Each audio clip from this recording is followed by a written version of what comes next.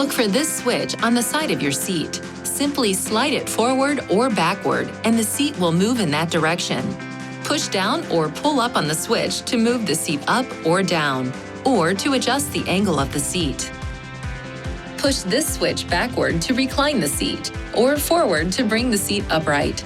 If so equipped, the power lumbar support feature provides lower back support to the driver. Use this switch to adjust the seat lumbar support. To fold the second row seats flat, stow the second row seat belts in the seatbelt hooks. Then pull this latch or this lever located in the cargo area and fold the seat back flat.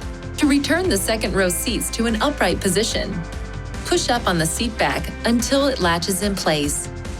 If you have removed or adjusted the headrest or head restraints, reinstall and properly adjust them before an occupant uses these seating positions.